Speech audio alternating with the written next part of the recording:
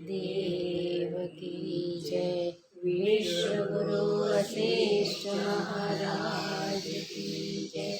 प्रगट आत्म राम की जय।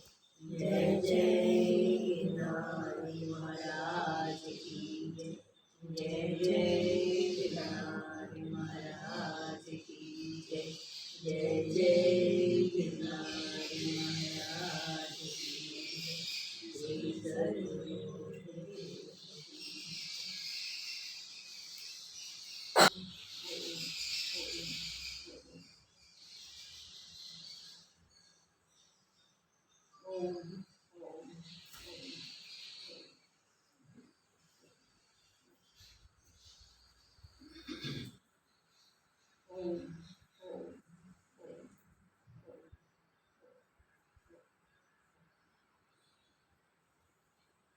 वशिष्ठ महाराज कहते हैं कि जगत मन का ही सृजन है, मन में ही जगत है, जगत का और कहीं स्थान नहीं है।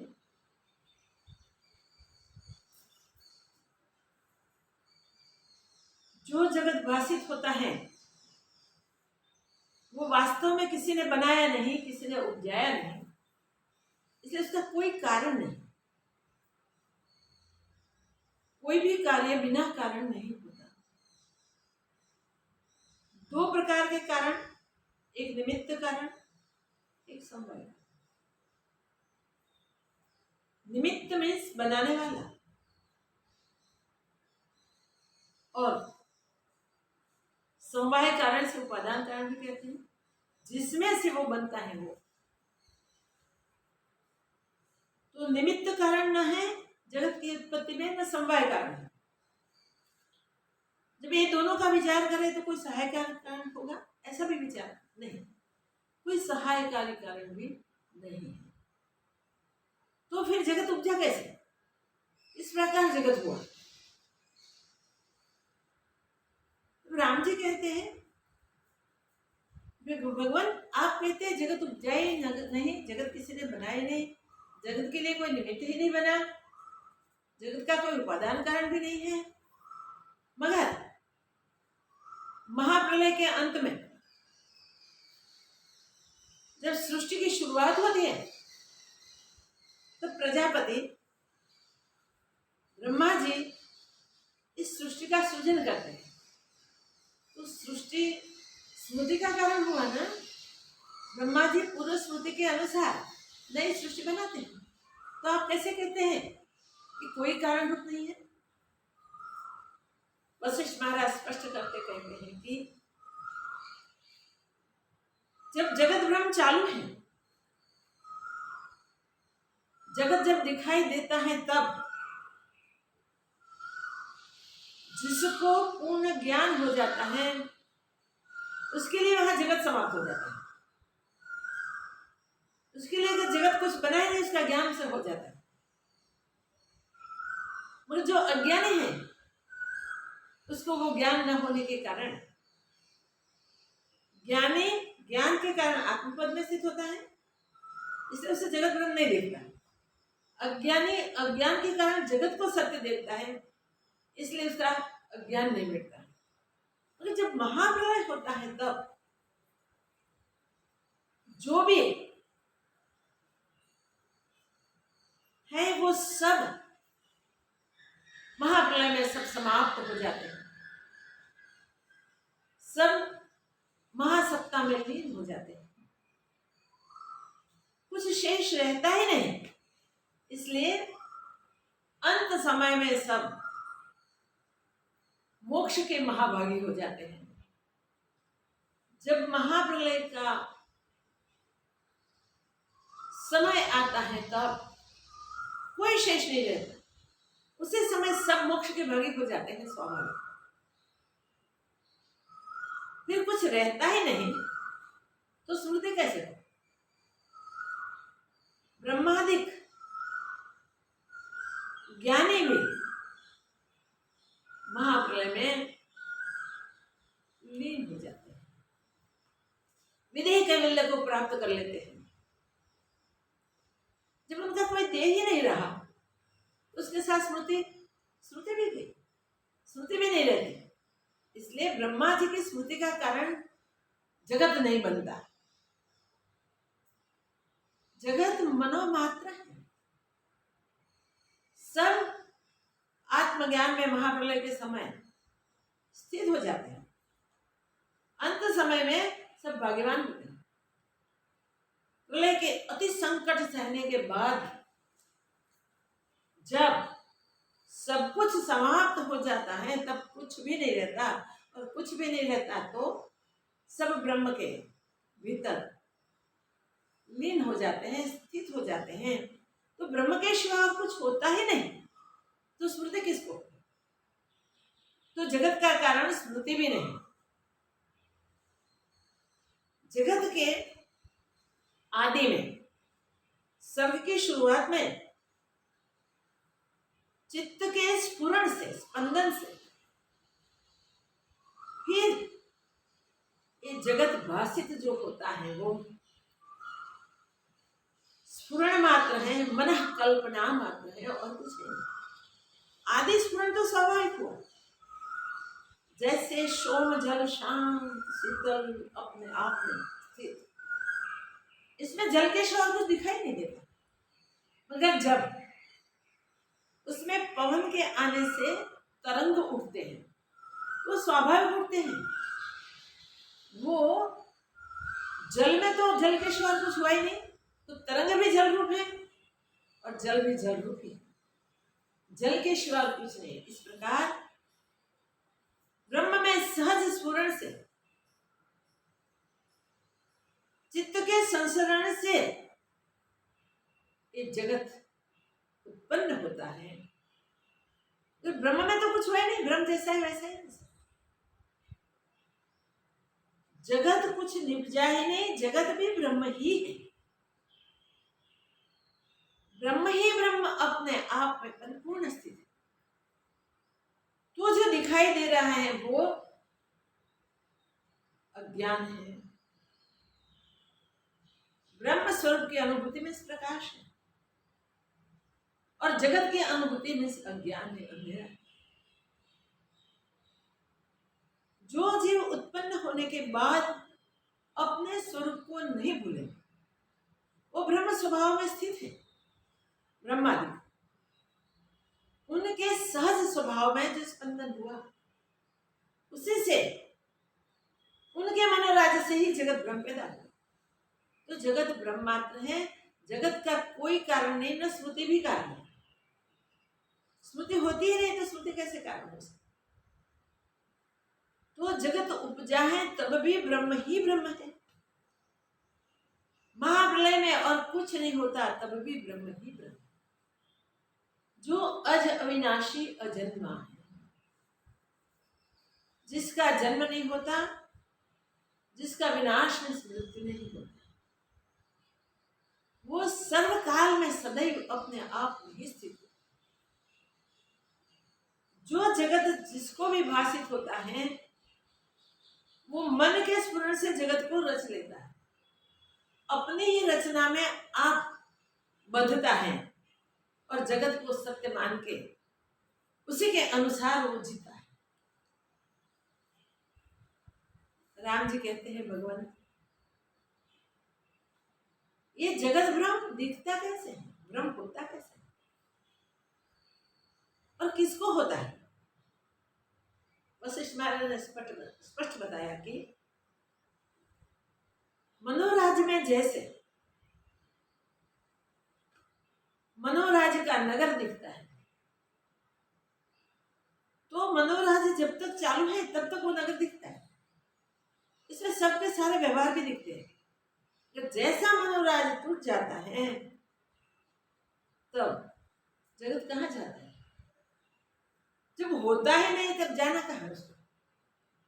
जगत तो था ही नहीं। स्वप्न में हमको स्वप्न नगर दिखते हैं, विस्तृत दृश्यादि दिखते हैं, वो स्वप्न काल तक होते हैं। स्वप्न टूटते ही कहाँ गए? भाई थे ही नहीं तो कहाँ है ही नहीं। स्वप्न में भ्रांति हुई, भ्रम हुआ, ऐसा हम निश्चय कर लेते हैं, फिर स्वप्न के दृश्यादि से हम जुड़ते नहीं। वैसे ही ये जगत ब्रह्म मात्र है, भिन्न कुछ हुआ ही नहीं, भिन्न कुछ उपजा ही नहीं।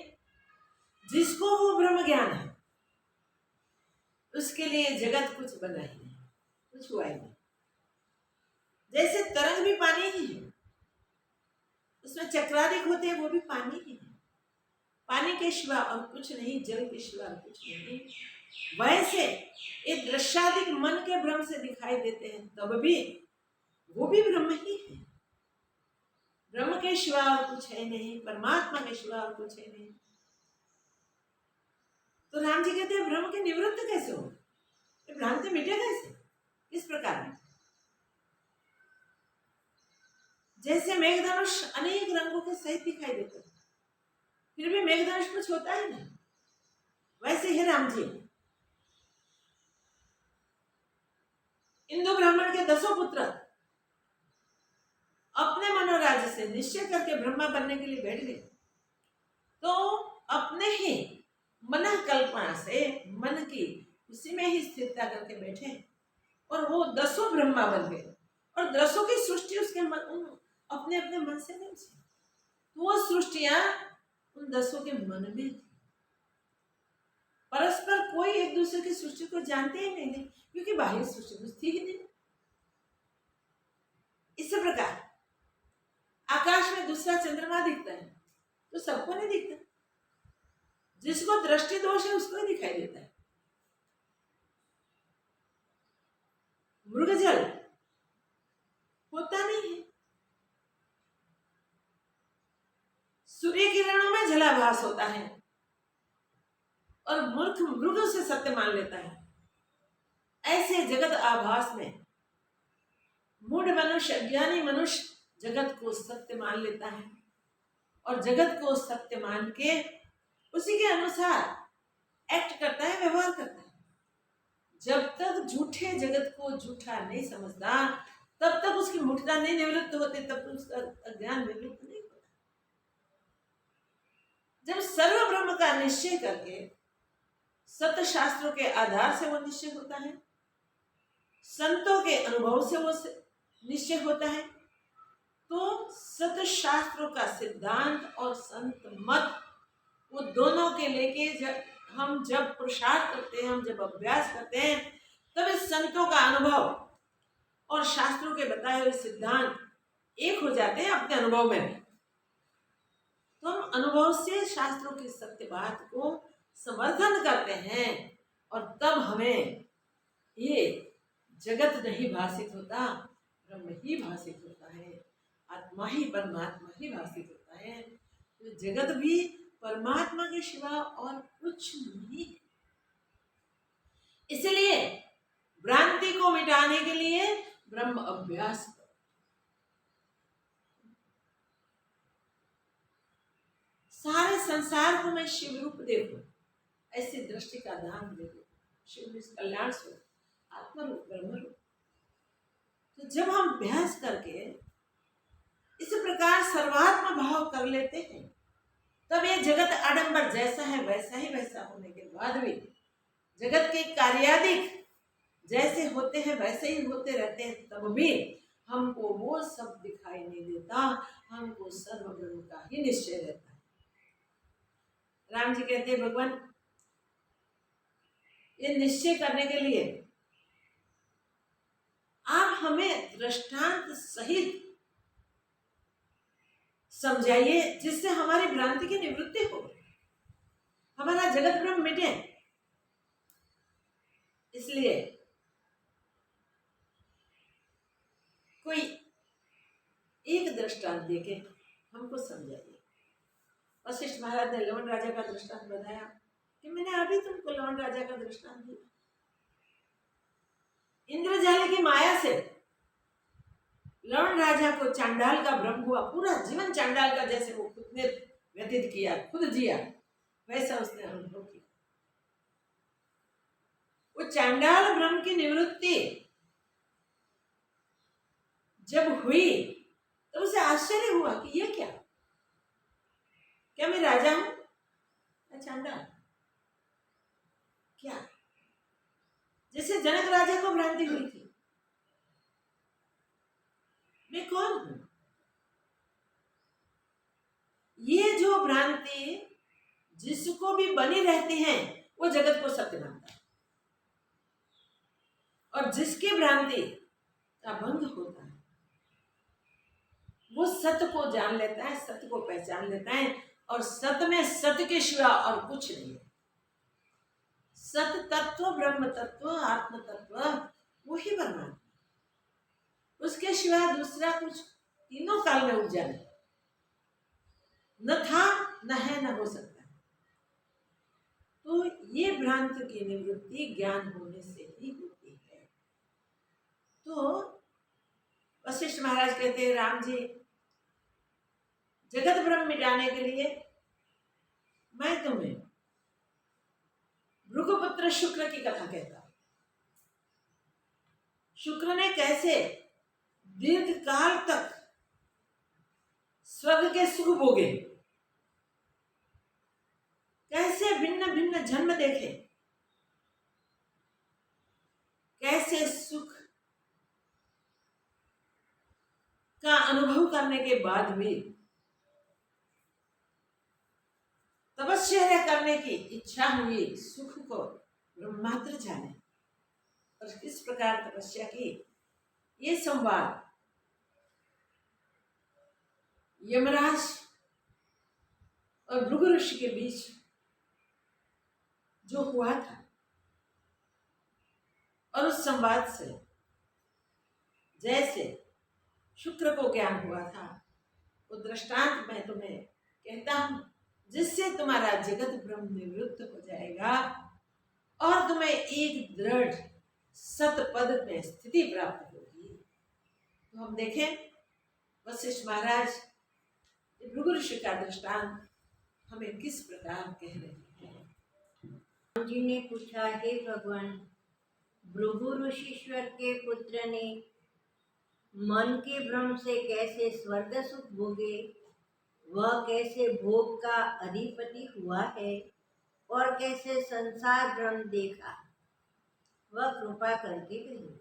भृगुपुत्र ने कैसे संसार भ्रम देखा, कैसा सुखों का अधिपति कैसे हुआ, वो सुन।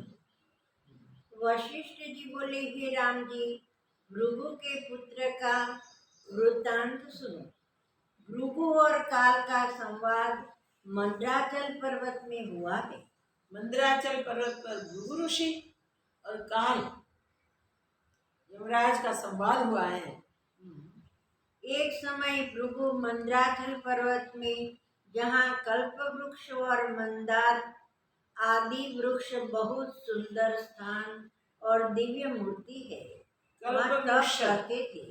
और मंदार वृक्ष जिस मंदराचल पर्वत पर बहुत थे और बहुत सुंदर स्थान थे, वहां भृगु ऋषि तपस्या कर रहे थे, और शुक्र जी उनकी टहल करते थे। और शुक्र जी जो ब्रह्मज्ञानी के पुत्र थे, ब्रह्मज्ञानी के शिष्य थे, उनकी सेवा में वहां थे, वो भृगु की टहल सेवा करते थे। जब भृगु जी निर्विकल्प समाधि में स्थित हुए, तब निर्मल मूर्ति शुक्र एकांत जा बैठे। भृगु ऋषि निर्विकल्प समाधि में चले गए, तब शुक्र एकांत में जाके बैठे।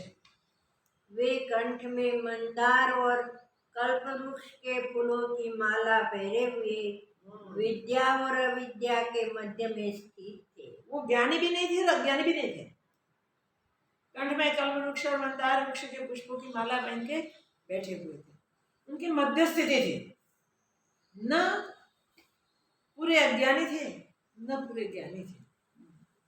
जैसे त्रिशंकु राजा चांडाल था, पर विश्वामित्र के वर को पाके जब स्वर्ग में गया, तब देवताओं ने अनादर कर उसे स्वर्ग से गिरा दिया, और विश्वामित्र ने देख के कहा कि वहीं खड़ा रह। इससे वह भूमि और आकाश के मध्य में स्थित रहा। त्रिशंकु राजा चांडाल था, उसको स्वर्ग का अधिकार नहीं है। उसने स्वर्ग में सदैव जाने के लिए जिद की, वशिष्ठ महाराज के पास गया। वशिष्ठ महाराज ने मना कर दिया कि तुम्हारा अधिकार नहीं है, इसलिए मैं तुम्हारे लिए कोई कर्म नहीं कर सकता। विश्वामित्र और वशिष्ठ का विरोध, विश्वामित्र ने सोचा वो निवेदन में भेज दूंगा। उन्होंने त्रिशंकु को स्वर्ग में भेजने के लिए यज्ञ किया और यज्ञ के परिणाम से उस स्वर्ग तक पहुंचा, मगर वहां देवताओं ने उसे ठहरने नहीं दिया, उसको गिरा दिया। जब विश्वामित्र ने देखा कि अरे त्रिशंकु वहां से गिरा, उसको कहा वहां ही रुक जा, अपने तप से वहां रोक दिया उसे। ये त्रिशंकु की हालत हुई, न स्वर्ग में पहुंच पाया न पृथ्वी पे रहा, मध्य में लटक गया। खड़ा रहा, इससे वह भूमि और आकाश के मध्य में स्थित रहा।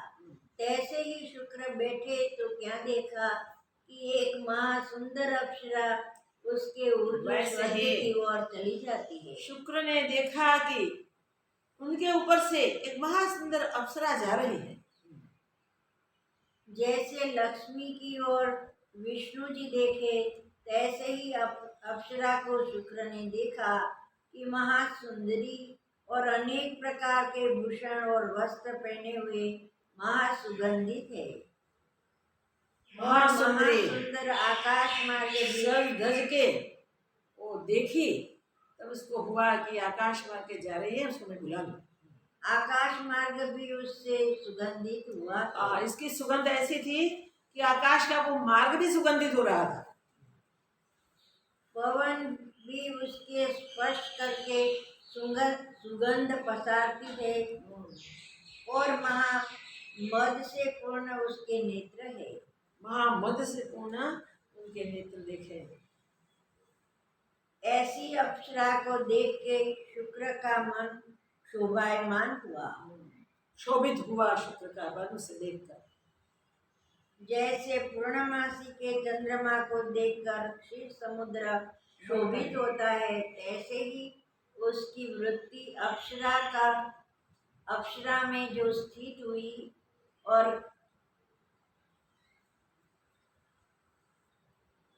उसकी वृत्ति अप्सरा में स्थित हुई। हे राम, वशिष्ठ जी बोले, हे राम जी, इस प्रकार उसने अप्सरा को देख के नेत्र मूंदे और मनोराज्य को फैलाकर चिंतने लगा। अप्सरा को देखी, आंखें बंद करके वो चिंतन करने लगा। मृगनयनी ललना जो स्वर्ग को गई है, मैं भी उसके निकट पहुंचूं, ऐसे विचार के वह उसके पीछे चला और जाते जाते मन से स्वर्ग में पहुंचा। मन से उसके पीछे गया और मन से ही मन स्वर्ग को पहुंच गया। वहां सुगंध सहित मंदार और कल्प तरु द्रव्य सुवर्ण की नाई देवताओं के शरीर और स्वर्ग का सारा वैभव उसने देखा वहां। संयुक्त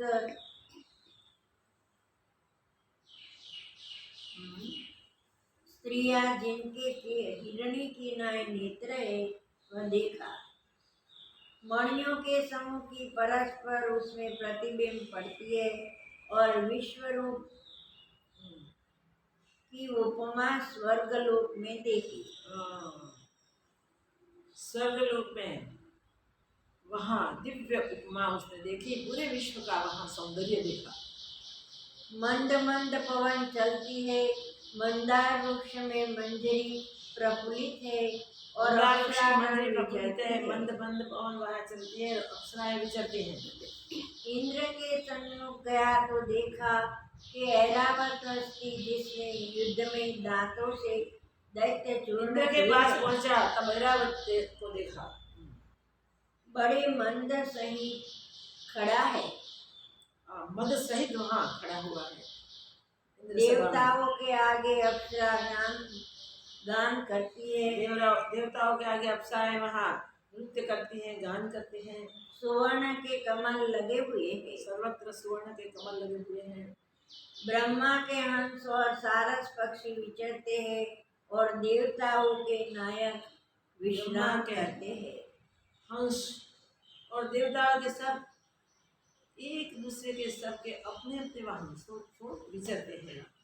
फिर लोकपाल, यम, चंद्रमा, सूर्य, इंद्र, वायु और अग्नि के लोकपाल, यम, चंद्रमा, सूर्य, वायु, अग्नि आदि के सब के स्थान उसने देखे। जिनका महाज्वालवर्त प्रकाश है। ऐरावत के दांतों में दैत्यों की पंक्ति देखी। देवता देखे जो विमानों पर आरूढ़ होकर भूषण पहने हुए फिरते हैं। हाँ, विमानों पे आरूढ़ होकर देवताओं के कई समूह फिरते देखे। और उनके हार मणियों से जड़े हुए हैं। उनके हार मणियों से जड़े हुए हैं, सुंदर हार पहने हुए हैं सब। कहीं सुंदर लता है, कहीं गंगा का प्रवाह चलता है, कहीं गंगा का प्रवाह चलता है, कहीं सुंदर सुंदर लताएं लगी हुई हैं। उस पर अप्सरागण बैठी है। कहीं सुगंधता सहित पवन चलता है, कहीं कहीं स्वर्ग का वर्णन हो रहा है। कहीं झरने में से जल चलता है, कहीं सुंदर नंदन वन है। झरने बहते हैं, सुंदर सुगंधित पवन चलता है, कहीं सुंदर वन उपवन है, बाग बगीचे हैं।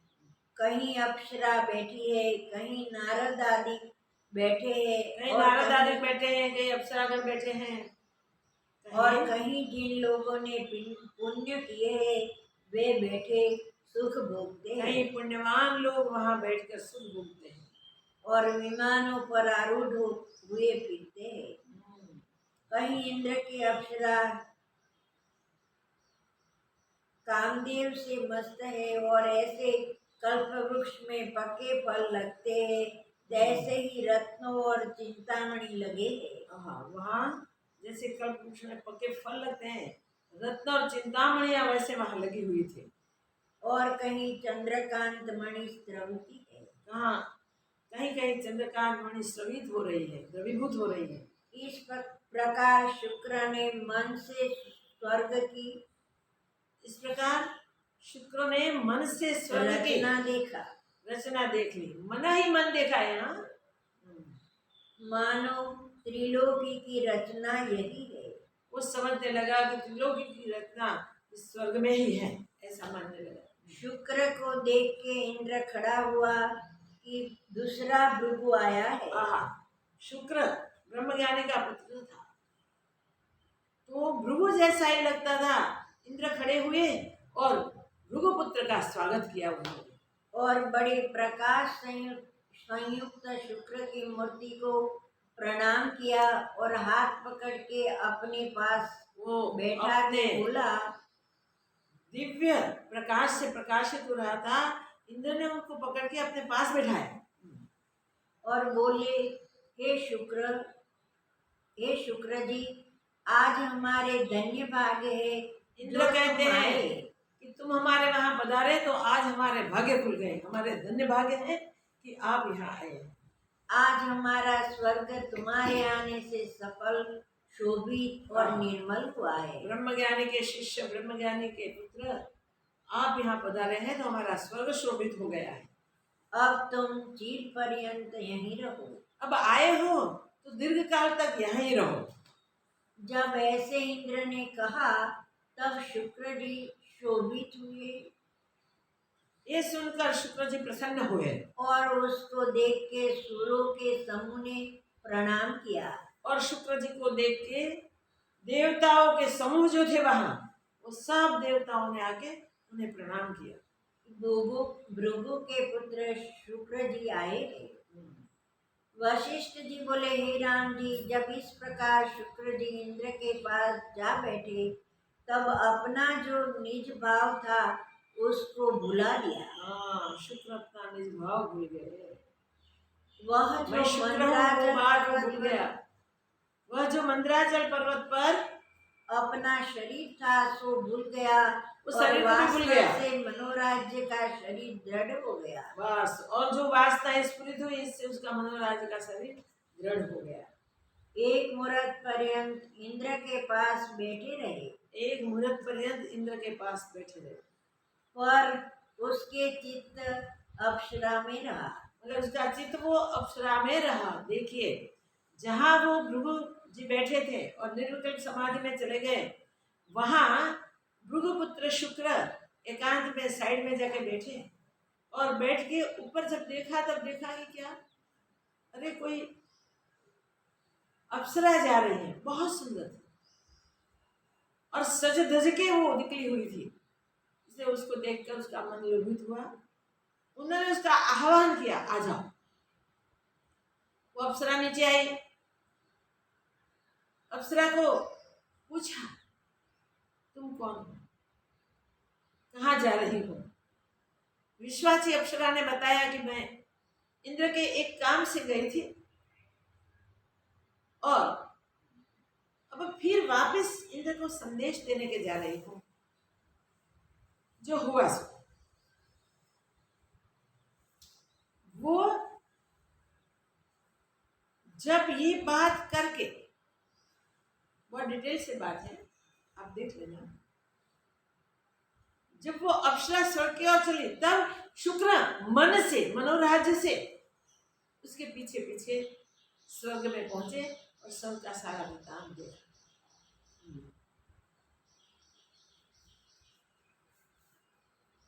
इससे अनंतर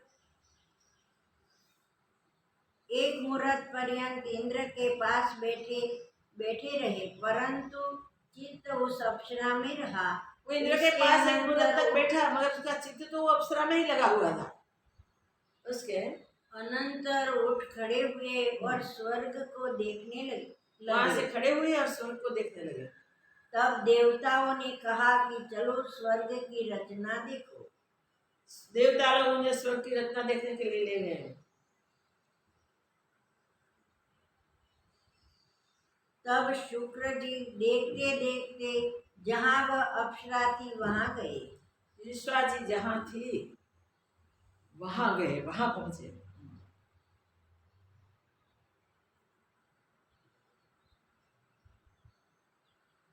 तब शुक्र जी ने मन से तम रच तब शुक्र जी ने मन से अंधकार की रचना की, तम की रचना की और वो विश्वा जी के साथ विहार करने लगे। वशिष्ठ जी बोले, हे राम जी, इस प्रकार उसको पाके शुक्र ने आपको आनंदवान माने। तो शुक्र खुश हो गए, अपने आप को आनंदवान और भाग्यवान मानने लगे।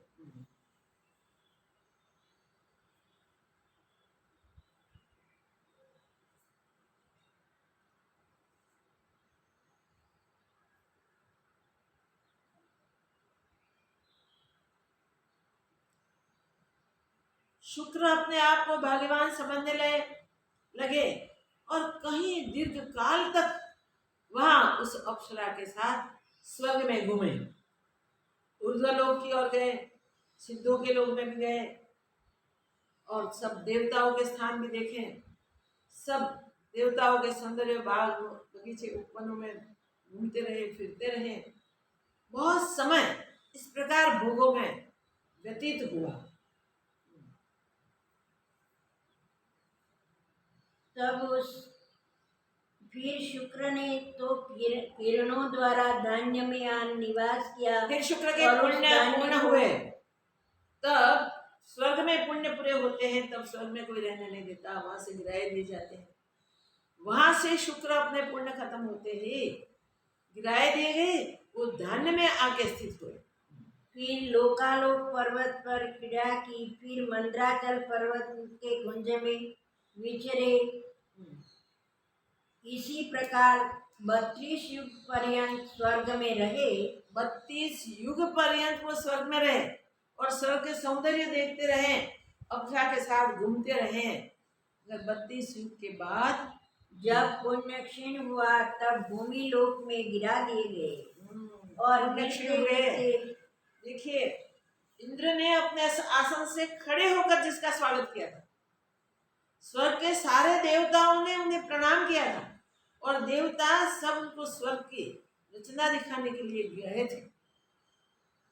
वो मन से भमे, मन से ही भोग भोगे और मन से ये जीवन में किए हुए सत्कर्म, ब्रह्मज्ञानी की सेवा और अज्ञान मिटाने का पुरुषार्थ मध्य में थे। न पूर्ण ज्ञानी थे न पूर्ण अज्ञानी थे। वहां तक का सारा पुरुषार्थ उनका ये पुण्य रूप में परिवर्तित है। इस पुण्य के कारण उन्होंने सर्व दीर्घकालीन 32 युग तक भोगा। 32 युग में ये पूर्ण क्षीण हुई। क्षीण हुए तब उनको वहां से स्वर्ग से गिराए दिए गए, और गिराए तब वो धान्य में आके बसे। और गिरते गिरते उसका शरीर टूट गया, जैसे झरने में से जल बंद हो, तैसे ही शरीर अंतर्ध्यान हो गया। शरीर उसका अंतर्ध्यान हो गया, शरीर टूट गया। जब उसकी चिंता संयुक्त पुर्यष्टक आकाश में निराधार हो रही और इसकी वासना पुर्यष्ट रूपी का उसका दोनों सूक्ष्म चंद्रमा शरीर की किरणों में वासना जा संयुक्त स्थित हुई। थी, आकाश में रही और निराधार हो रही और वासना रूपी दोनों चंद्रमा की किरणों में जा स्थित हुए। ये दोनों गिर गए और चंद्रमा की किरणों में जाके वो स्थित हुए। फिर शुक्र ने जो किरणों द्वारा धान्य में निवास किया और उस धान्य को दशारण्य नाम ब्राह्मण ने किरण के भोजन किया। माध्यम से वो अन्न में गया। दशारण्य ब्राह्मण ने उसका भोजन किया और वहां दशारण्य के वो पुत्र हुए। निदान दशारण्य ब्राह्मण के गृह में शुक्र पुत्र हुआ और मालव देश के राजा के यहाँ अप्सरा पुत्री हुई। मालव देश के राजा के वहां भविष्यवाची अप्सरा पुत्री के रूप में पैदा हुई। क्रम से 16 वर्ष की हुई तो महादेव की पूजा कर यह प्रार्थना की कि हे देव, मुझको पूर्व के भर्ता की प्राप्ति हो। 16 वर्ष की वो हुई कन्या मालव देश के राजा की, तब उसने भगवान शिव की पूजा की और अपने पूर्व भर्ता की याचना की। इस प्रकार वह नित्य पूजन करे और वर मांगे। निदान वहाँ वह यौवनवान हुआ, यहाँ यह यौवनवती हुई। बस धीरे धीरे नित्य भगवान की वैसे ही पूजा करती थी, वैसे ही मांगती रहती थी। दोनों धीरे धीरे युवान हुए। तब राजा ने यज्ञ को आरंभ किया और उसमें सब राजा और ब्राह्मण आए। दशारण्य ब्राह्मण की स्वयंवर के लिए यज्ञ का आरंभ किया। सब राजाओं को, ब्राह्मणों को, सबको आमंत्रित किए। पुत्र सहित वहां आया। दशारण्य ब्राह्मण भी पुत्र सहित वहां यज्ञ में आया और उस पूर्व जन्म के भर्ता को देखकर स्नेह से राजपुत्री ने नेत्रों से जल चढ़ने लगा अपने पूर्व भर्ता को देख के ही पहचान गई और उसके कंठ में फूल की माला डाल के उसने अपना माला उसे भर्ता पहना दी। राजा यह देख के आश्चर्यवान हुआ और निश्चय किया कि भला हुआ। अच्छा हुआ से विवाह किया और पुत्री और जामातृ को राज्य देके आप वन में तप करने के लिए चला गया। वहां पुत्री के लग्न कर दिए और पुत्री और जमाई को राज्य देके वहां वो तप करने के लिए वन को चला गया। ब्राह्मण का पुत्र मालव देश की राजा के पुत्र। फिर क्रम से विवाह किया और पुत्री और जामातृ को राज्य देके वह वन में तप करने के लिए चला गया। यहाँ ये पुरुष और स्त्री मालव देश का राज्य करने लगे और चिरकाल तक राज्य करते रहे। दीर्घ काल तक वो वहां राज्य करते रहे। मालव देश का राजा वन में तप के लिए चला गया था। निदान दोनों वृद्ध हुए। फिर दोनों वृद्ध हुए। शरीर तो वृद्ध और जीर्णक्षण होने वाले ही होते हैं और उनका शरीर जर्जरीभूत हो गया। तब उसको वैराग्य हुआ। तब उसे वैराग्य हुआ। शरीर क्षीण होने लगा, जर्जरीभूत हो गया, तब उसे वैराग्य हुआ। यह शरीर महादुख रूप है। विचार किया कि शरीर तो महादुख रूप है, पर उसे सामान्य वैराग्य हुआ था। इससे जर्जरीभूत अंग में वैराग्य तो था मगर सामान्य वैराग्य था, इसलिए जर्जरीभूत अंगों में सेवने से तो अशक्त हुआ, परंतु तृष्णा निवृत्त न हुई। अंग जर्जरीभूत हो गए थे मगर विषय भोगने के लिए तो सामर्थ्यवान नहीं था, मगर विषयों की तृष्णा उसकी निवृत्त नहीं हुई थी। निदान मृतक हुआ और बांधवों ने जला दिया। मृतक हो गया, उनके शरीर को बांधवों ने जला दिया। तब ज्ञान की प्राप्ति बिना महाअंधकूप मोह में जा पड़े। ज्ञान की प्राप्ति तो हुई नहीं थी, इसलिए वो महाअंधकूप, मोह कैसा होता है, महाअंधेरा, जैसे कुआं होता है वैसे उसमें जागी रहे। हे राम जी, मृत्यु मूर्छा के अनंतर उसको परलोक भाषित हुआ मृत्यु की मूर्छा उतर गई और परलोक उसे दिखाई दिया। और वहाँ कर्म के अनुसार सुख दुख भोग के, फिर वहाँ कर्म के अनुसार उसको सुख दुख की प्राप्ति हुई। वो भोग कर वह अंग वंग देश में घीवर हुआ वहाँ घीवर हुआ पार्थिव को। और अपने घीवर कर्म करता रहा। और पार्थिव क्या कर्म करे, वही शिकार करता रहा। फिर जब वृद्धावस्था आई तब शरीर में वैराग्य हुआ। वो वैराग्य जो पहले कम था, अभी फिर वैराग्य जगह। यह संसार महादुख रूप है। उसे हुआ ये संसार तो महादुख रूप है। ऐसे जान के सूर्य भगवान का तप करने लगा। फिर वो सूर्य भगवान का तप करने लगा। और जब मृतक हुआ तब तप के वश से सूर्यवंश में राजा होकर इतना तप किया कि जब मरा तप के कारण सूर्यवंश का राजा हुआ। घीवर से सूर्यवंश के राजा बना, तब तक के उसके कर्म थे। सूर्यवंश में राजा होकर भावना के वश से कुछ ज्ञानवान हुआ। भावना के वश से थोड़ा कुछ ज्ञान हुआ। इस जन्म में वह योग करने और वेद पढ़ने लगा। राजा के शरीर से वो योग करने लगा, वेदों का अध्ययन करने लगा। और योग की भावना से जब शरीर छूटा तब बड़ा गुरु हुआ। योग की भावना थी, जब शरीर छूटा तब वो एक बड़ा गुरु हुआ और सबको उपदेश करने लगा। गुरु बन के वो सबको उपदेश करने लगा। मंत्र सिद्ध किया और वेद में बहुत परिपक्व हुआ। वेद में पारंगत हुआ, बहुत परिपक्व हुआ और मंत्र सिद्ध कर लिया।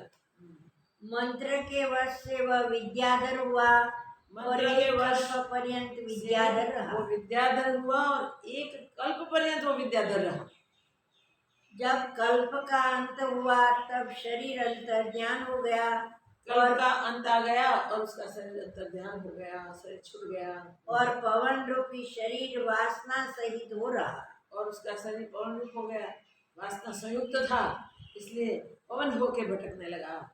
जब ब्रह्मा की रात्रि क्षय हुई, दिन हुआ और ब्रह्मा ने सृष्टि रची। ब्रह्मा की रात्रि क्षय हो गई, दिन शुरू हुआ, तब ब्रह्मा ने सृष्टि की रचना की। तब वह एक मुनीश्वर के गृह में पुत्र हुआ। एक मुनीश्वर के गृह में पुत्र हुआ। वैराग लेके आ रहा था ना, वैराग के अभ्यास चालू था, इसलिए मुनीश्वर के घर में वो पुत्र हुआ। दूसरे कल्प में, याद रखिए।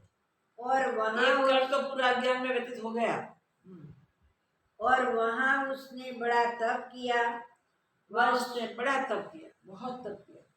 वह सुमेरु पर्वत पर जाकर स्थित हुआ और जाके सुमेरु पर्वत पर रहा और एक मनवंतर पर्यंत वहाँ रहा।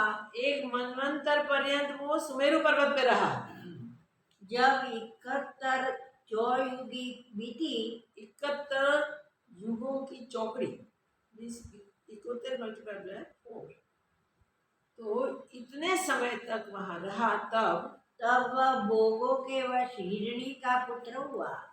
भोगों के वृत्तियां भोग में थी, इसलिए हिरणी का पुत्र हुआ। और मनुष्य के आकार से वहां रहा। मनुष्य जैसा आकार उसे प्राप्त हुआ और वहां रहा। और पुत्र के स्नेह से मोह को प्राप्त हो निरंतर यहाँ चिंतना करने लगा कि मेरे हिरण्यवंश से पुत्र हुआ, धन गुण आयु बल हो। धन गुण आयु बल सब मेरे पुत्र को प्राप्त हो गए, वैसे कामना करने लगा। इस कारण तप के भ्रष्ट होने से इससे वो तप से भ्रष्ट हुआ, विरक्त हुआ। आयुष्य क्षीण हुई और मृत्यु रूप सर्प ने ग्रस लिया। आयु पूर्ण हुई, मृत्यु ने ग्रसित किया। और तप की अभिलाषा से शरीर छूटा, इसी कारण तब से भोग भ्रष्ट की था, मगर तब की अभिलाषा थी, तब की अभिलाषा के साथ शरीर छूटा, इसलिए भोग की चिंता संयुक्त मद्र मद्र देश के भोगों राजा की के चिंता भी थी, तो मद्र देश के राजा के ध्रुव में उत्पन्न हुआ। ध्रुव में वो उत्पन्न हुआ, वहां पुत्र हुआ। फिर उस देश का राजा हुआ और उस देश का राजा हुआ, राज्य भोग के दीर्घकाल तक वहां राज्य हो गया। फिर वृद्धावस्था को प्राप्त हुआ वृद्ध हुआ और शरीर जर्जरीभूत हो गया। वहां शरीर जर्जरीभूत हुआ, वहां तप के अभिलाषा में उसका शरीर छूटा, उसकी आशा के साथ उसका तपेश्वर शरीर के छूटा, रूप में पुत्र हुआ तपेश्वर के घर में वो उत्पन्न हुआ पुत्र रूप में। और संताप से रहित होकर गंगा जी के किनारे पर तप करने लगा। संताप से रहित हुआ और गंगा के किनारे जाके तप करने लगा। हे राम जी, इस प्रकार मन के पूर्णे से शुक्र ने अनेक शरीर भोगे। इस प्रकार मन के स्फुरन से भृगुपुत्र शुक्र ने अनेक जन्म भोगे। वशिष्ठ जी बोले, हे राम जी, इस प्रकार शुक्र मन से भ्रमता फिरा, भृगु के पास जो उसका शरीर पड़ा था सो निर्जीव हुआ। भृगु के पास उनका शरीर तो पड़ा ही था, निर्जीव रूप में ब्रह्मज्ञानी के सानिध्य में वो शरीर था। इसको कोई भेड़िया आदि खाने गए, कोई पवन आदि ने उसको स्पर्श नहीं किया, सूख गया था मगर शरीर पड़ा था। यहाँ वो तप कर रहा है गंगा के किनारे पे, वहाँ उसका मृत शरीर पड़ा है भृगु ऋषि के पास, और भृगु ऋषि की समाधि टूटी। पुर्यष्टक निकल गई थी और पवन और धूप से शरीर जर्जरीभूत हो गया। शुक्र की पुर्यष्टक निकल गई थी मगर शरीर पवन और धूप से जर्जरीभूत हो गया। जैसे मूल से काटा वृक्ष गिर पड़ता है, तैसे शरीर गिर पड़ा। मूल से काटा हुआ वृक्ष गिर जाता है, वैसे वो शरीर गिर पड़ा पुर्यष्टक का निकल जाने से। चंचल मन भोगों की तृष्णा से वहां गया था। चंचल मन भोगों की तृष्णा से विश्वासी के पीछे स्वर्ग में गया। जैसे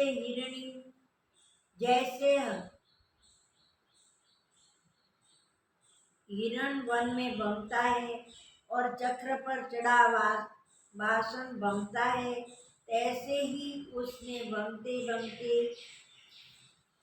चक्र पे ऊपर एक बर्तन रख दिया होवे और जैसे वो भमता है, वैसे मन से भमते भमते शुक्र ने ब्रह्म से ब्रह्मांतर देखा। ब्रह्म से ब्रह्मांतर देखी, कहीं ब्रह्मांड देख लिए। पर जब देश देशांतर भटका, पर जब तपस्वी के घर में, मुनीश्वर के घर में पैदा हुआ, जन्म लिया, तब चित्त में विश्राम हुआ, तब उसका चित्त में शांति को प्राप्त हुआ और गंगा के तट पर तप करने लगा। इसलिए वो गंगा के तट पर जाके तप करने लगा। निदान मंद्राचल पर्वत वाला शुक्र का शरीर नीरस हो गया, अस्थि चर्म मात्र शेष रह गया। अस्थि और चर्म मात्र शेष रह गए और लोह सूख गया। इसमें खून सूख गया, मांस सूख गया, सब सूख गया, निर्जीव शरीर पड़ा रहा। जब शरीर के रंध्र मार्ग से पवन चले, तब बांसुरी व शब्द हो, शरीर के छिद्रों से पवन चले तब बांसुरी जैसे शब्द होते थे, मानो चेष्टा को त्याग के शरीर आनंदवान हुआ है। चेष्टा को छोड़ के शरीर तो आनंदवान हो गया है, आनंद से बांसुरी बजा रहा है। जब बड़ा पवन चले तब भूमि में लौटने लगे। बड़ा पवन चले तो भूमि में लोटपोट होने लगे। नेत्र आदि जो रंध्र थे, सो नेत्र नाक कान आदि जितने भी छिद्र थे, सो गर्तवत हो गए, सो गड्ढे हो गए, और मुख फैल गया, मुख खुल गया, फैल गया, मानो अपने पूर्व स्वभाव को देखते हंसता है। मानो वो मुख ऐसा लगता था कि अपने पूर्व स्वभाव पूर्व गलतियों को देखकर वो हंसता है। जब वर्षा काल आवे तब वह शरीर जल से पूर्ण हो जावे। बारिश हो गए तब वो शरीर जल से पूर्ण हो जाए, और रंध्रों से पानी बहे, और जल उसमें प्रवेश करके रंध्रों के मार्ग से ऐसे झरनों की निकले तरह बहे। जैसे झरने से निकलता है। और जब उष्ण काल आवे तब माँ काष्ठ की नाई धूप से सूख उष्ण काल जाए। आवे तब धूप इतना पड़े कि वो गीला शरीर सूख जाए। निदान वह शरीर वन में मौन रूप होकर स्थित रहा। वो शरीर तो मौन हो गया, वहां ही रहा। और पशु पक्षी ने भी उस शरीर को नष्ट न किया। उसका पशु पक्षी ने तो भी वो शरीर को नष्ट नहीं किया, वो खा न गए। इसका एक कारण है, एक तो यह कारण था कि राग द्वेष से रहित पुण्य आश्रम था, वो राग द्वेष से रहित था। और दूसरे भृगु जी महातपस्वी तेजवान भृगु के जी महातपस्वी तेजवान गुणवान ब्रह्मज्ञानी निकट कोई आ न सकता था। वहां थे, इसलिए उसके निकट कोई आ नहीं सकता था। कोई पशु पक्षी वहां आ नहीं सकते थे। तीसरे उसके संस्कार शेष थे। तीसरे उसका संस्कार बाकी था, उसने इस शरीर में जीने का बाकी था। इसी कारण उस देह को कोई इन नष्ट न तीनों कर कारण से सका। उसका शरीर कोई नष्ट न कर सका। यहाँ तो शरीर की यह दशा हुई और वहाँ शुक्र पवन के शरीर से चेष्टा करता रहा। यहाँ ये शरीर की भृगुपुत्र के शरीर की ये दशा हुई और वहां पवन से मन से चला और उसने कितने समय तक, एक युग तो पूरा ऐसे व्यतीत किया। दूसरे युग में जब तपस्वी के घर उत्पन्न हुए तो गंगा के तट पे जाके वो तप करने लगे। वशिष्ठ जी बोले, हे राम जी, जब सहस्त्र वर्ष अर्थात भूमि लोक में भूमि लोक के 3,60,000 एक वर्ष हजार वर्ष बीते, में भूमि लोक के 3,60,000 वर्ष हुए तब भगवान भृगु जी समाधि से उतरे। भगवान भृगु जी समाधि से जगे। तब उन्हें शुक्र दृष्टि न आया और देखा कि शुक्र कहाँ गया, यह टहल कर रहा था, वो नहीं है। जब भले प्रकार नेत्र फैलाकर देखा, आँख बराबर मालूम खोल के हुआ देखा, कि तब पता चला कि ये भृगु का शरीर पड़ा है। उसका शरीर क्रश होके गिर पड़ा है। यह दशा देख उन्होंने जाना कि काल ने उसको भक्षण किया है। ये शरीर की, शुक्र के शरीर की ये दिशा देख के उनको हुआ कि काल ने उसका भक्षण कर लिया है। जो इस प्रकार मृतक होने वाला नहीं था, उसको क्यों मारा। और धूप वायु और मेघ से शरीर जर्जरीभूत हो गया है। बस धूप वायु आदि से इनका शरीर जर्जरीभूत हो गया है। नेत्र गड्ढे रूप हो गए हैं, शरीर में कीड़े पड़ गए शरीर हैं, में कुछ नहीं रहा, नेत्र में गड्ढे पड़ गए हैं। और जीवों ने उसमें आलय बनाए हैं। जीवों ने उसमें अपने घोंसले बनाए, आलय बनाए हुए हैं। घुरान अर्थात पुसवारी और मक्खियाँ उसमें आती जाती है। मक्खियाँ कीड़े आदि उसमें आते जाते हैं। ऐसे शरीर को देख के भृगु ऋषि को क्रोध उपजा और उन्होंने काल का आह्वान कर दिया कि इसका काल क्यों मृत्यु हुआ, क्यों मार दिया उसे। तो पूछने के लिए भृगु ऋषि ने काल का आह्वान किया और क्या हुआ संवाद तो कल देखेंगे। ओम पूर्णमदः पूर्णमिदं पूर्णात् पूर्णमुदच्यते पूर्णस्य पूर्णमादाय पूर्णमेवावशिष्यते। ओम शांति शांति शांति। श्री सद्गुरुदेव की जय।